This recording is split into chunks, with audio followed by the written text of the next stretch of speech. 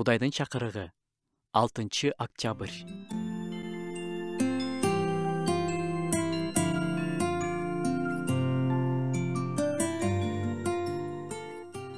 Ар бир сөзүмдө Кудай болсо кандай сонун. Ар бир оюм жарык болсо, жакыным тууралуу жалаң гана жакшы ойлор болсо сонунда.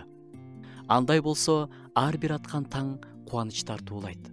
Анда ачуулануунун да кереги жок болуп калат. Чымчыктын сайраганы, жаандын тыпылдап жааганы, каардын кооз бүртүктөрү да кубаныч алып келе алат.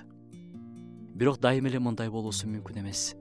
Кээде жакынымдын кылган мамилеси жүрөктү оорутат. Бизге каршы күнөө жасашат, жалган сөз сүйлөшөт. Мындай нерсени кабыл алуу кыйын. Ушундай учурлар үчүн бизде бир маанилүү лайфхак бар.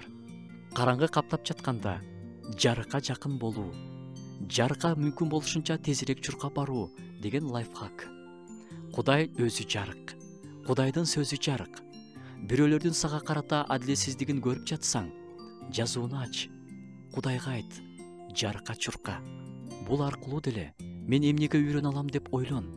Жокчулук, муктаждык караңгылыгы каптап жатса, анда да жарыкка чурка. Жакын адамың ооруп жатабы? Оору да өзүнчө бир караңгылык алып келет. Бир заматта эле жашоону күңүрт басат. Унутпа, Кудай жарык. Жакыныңды ошол жарыкка алып бар. Жарыкка алып барчу жол күнү түнү ачык. Мен да сени менен бирге ушул лайфхакты жашоомо киргизгим келип жатат. Караңгылык кандай гана формада келбесин, түп-түз эле жарыкка чуркайлы. Кудай өзү жарык.